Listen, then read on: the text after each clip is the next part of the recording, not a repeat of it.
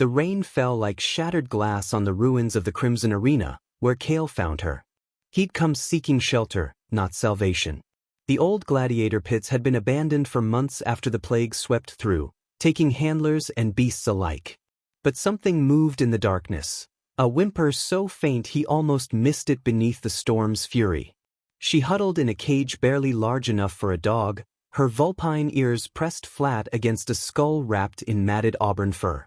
Twin tails, once surely magnificent, hung limp and filthy through the bars.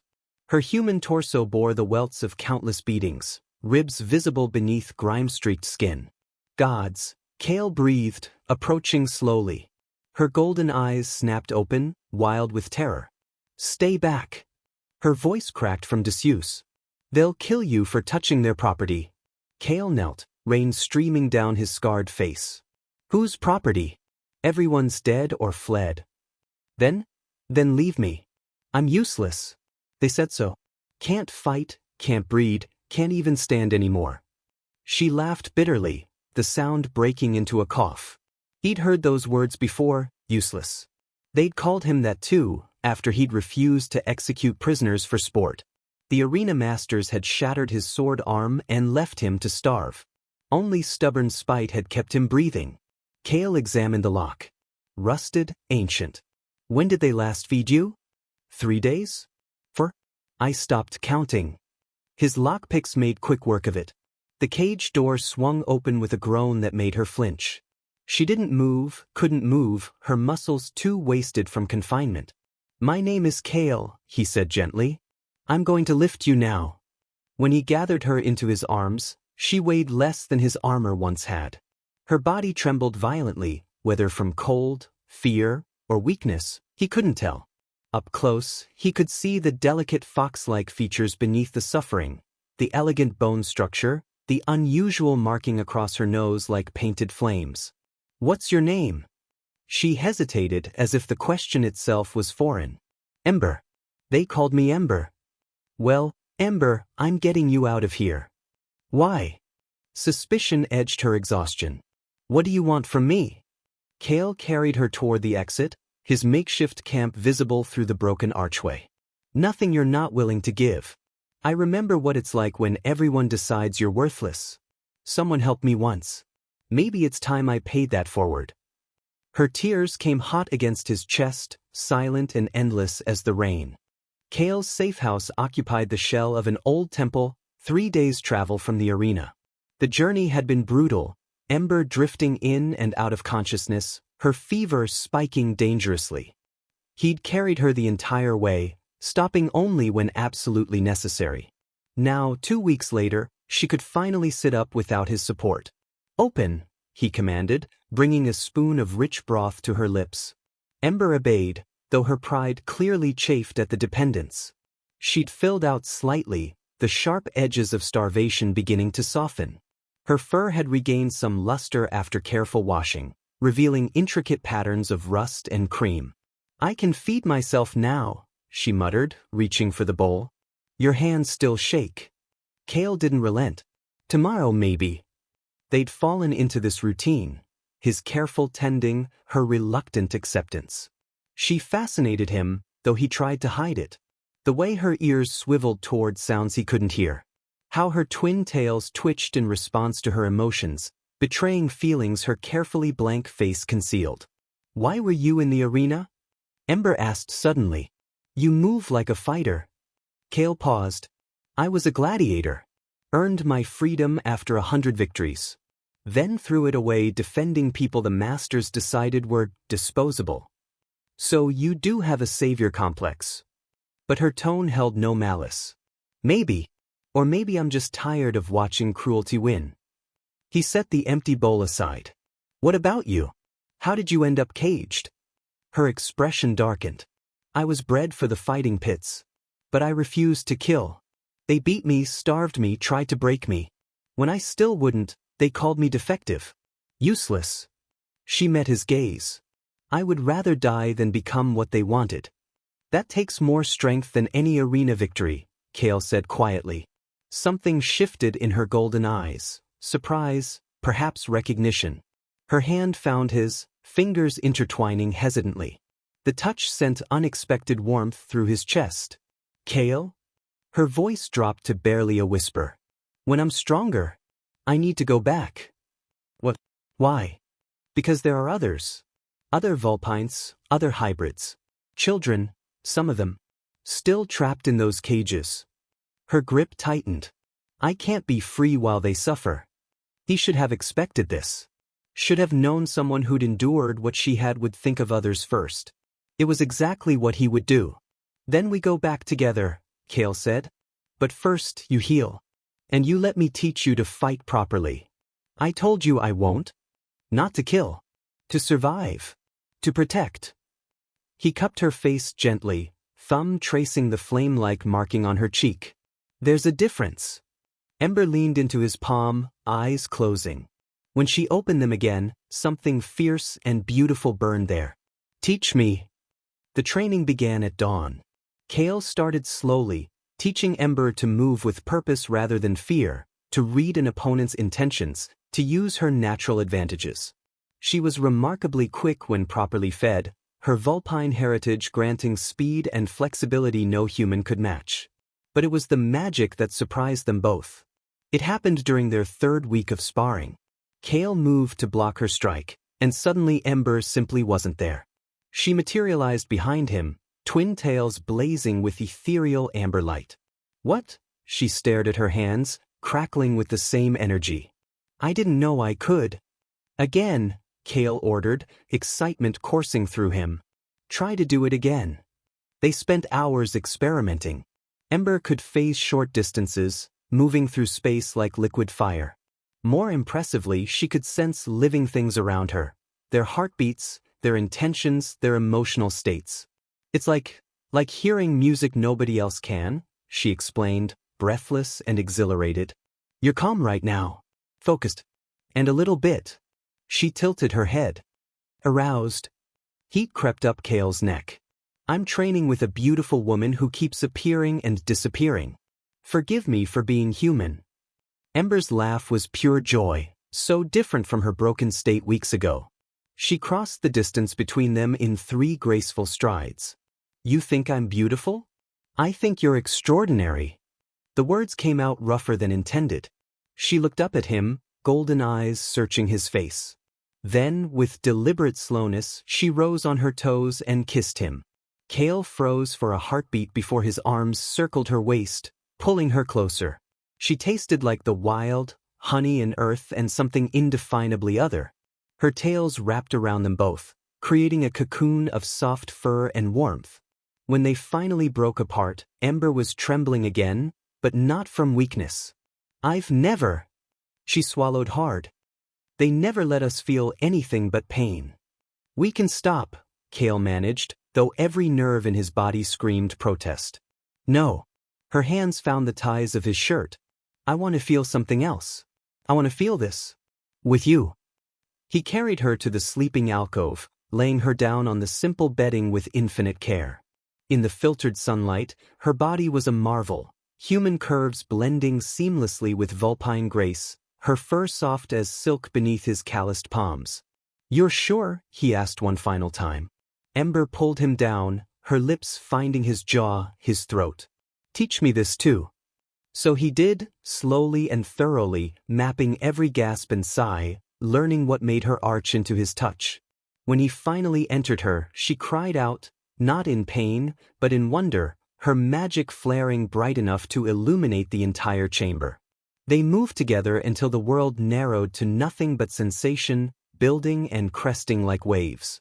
When release came, Ember's power exploded outward in a cascade of golden light that left them both gasping. Afterward, tangled together in the quiet, Kale pressed a kiss to her forehead. Extraordinary, he repeated softly. She smiled against his chest, tails wrapped possessively around his legs. We should probably practice that more. For training purposes. His laughter echoed through the temple, warm and free. They approached the Crimson Arena under cover of darkness, 2 months after Kale had carried Ember away. She moved like a completely different creature now, muscled, confident, lethal when necessary. Her magic had grown exponentially, allowing her to cloak them both in shadows as they navigated the ruins. 6 guards at the main entrance, Ember whispered, her enhanced senses reading the night. 4 more patrolling the perimeter.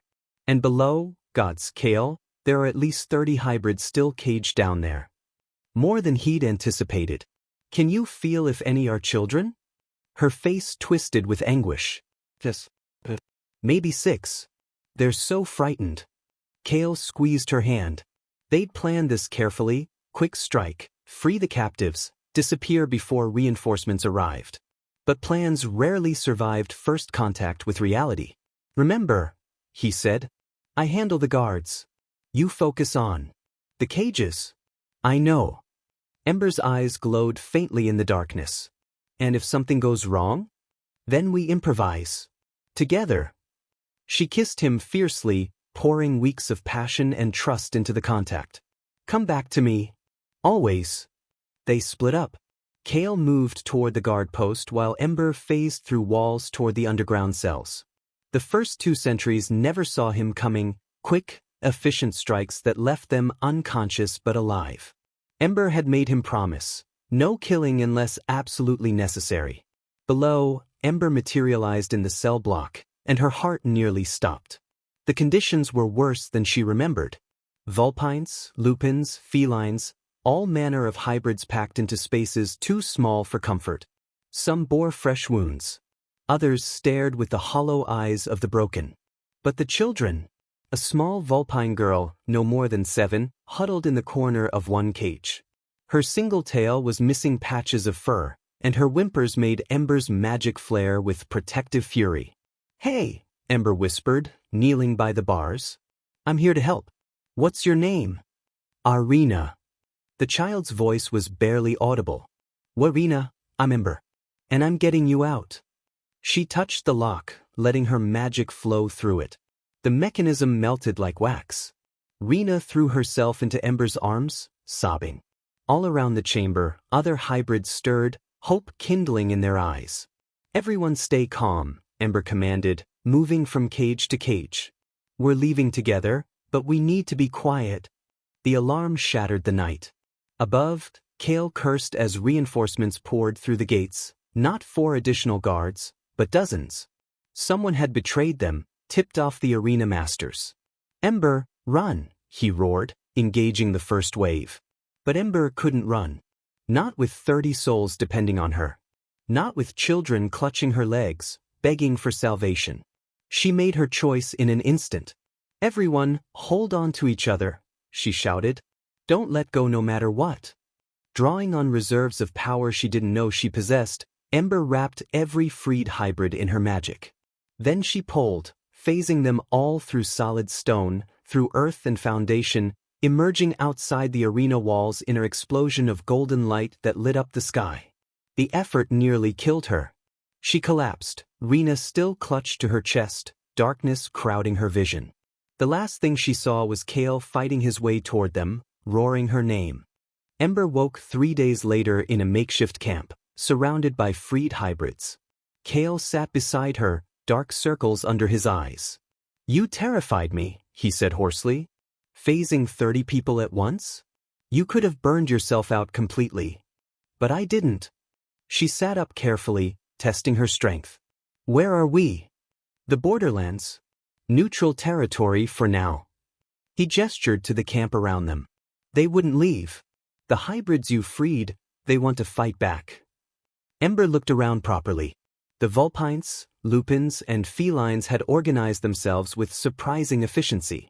They'd built shelters, established patrols, even begun training exercises.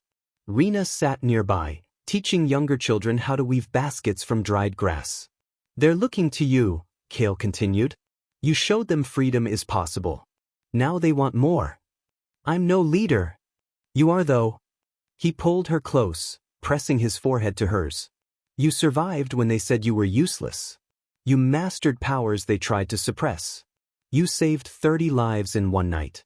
If that's not leadership, I don't know what is. Ember's mind raced. She'd only wanted to free the captives, give them a chance at life. But Kale was right. They needed direction, purpose, protection. The arena masters won't stop hunting us, she said slowly. No. But we're not alone anymore. Kale gestured to the growing camp. Word is spreading. Other hybrid settlements have sent messengers. Some humans too, slaves, former gladiators, people the system chewed up and spat out. They want to join us. An older Lupin approached, bowing respectfully. Lady Ember, the scouts have returned. 3 more hybrid prisons identified within a week's travel. If we strike quickly, we could free hundreds, Ember finished, her tactical mind engaging. She looked at Kale. This is bigger than I imagined. Revolution usually is. He smiled grimly. Question is, are you ready to lead it? Ember stood, still weak but determined. Around her, the freed hybrids gathered, hope and trust shining in their eyes. Children who would grow up free. Adults who would never again bow to cruel masters. She thought of the cage she'd rotted in, the daily humiliation and pain. Then she thought of Kale carrying her through the rain, of learning her own worth, of discovering love and power in equal measure. They called me useless, Ember said loudly, her voice carrying across the camp. Broken. Defective. Worthless. Her magic flared, twin tails blazing with amber light. They were wrong. And I'm going to make sure every enslaved hybrid knows they were wrong about them too. The camp erupted in cheers. That night, alone in their tent, Kale pulled Ember into his arms. No regrets. She kissed him deeply, pouring everything she felt into the contact. Gratitude, love, fierce determination. Only that we didn't start sooner. Then let's make up for lost time. His hands found the ties of her clothing. They made love with the urgency of soldiers before battle, each touch a promise and a prayer. Ember's magic wove around them both, binding them together in ways that transcended mere physical pleasure. Afterward, wrapped in each other's warmth, they planned their next move. 3 prisons to liberate. An underground network to establish. A revolution to build. Together. Kale asked, fingers laced with hers. Ember smiled, her golden eyes reflecting starlight and possibilities. Always together. Outside, the camp settled into watchful sleep. Somewhere in the distance, more hybrids waited in darkness, still believing themselves useless and forgotten. But dawn was coming. And with it, freedom.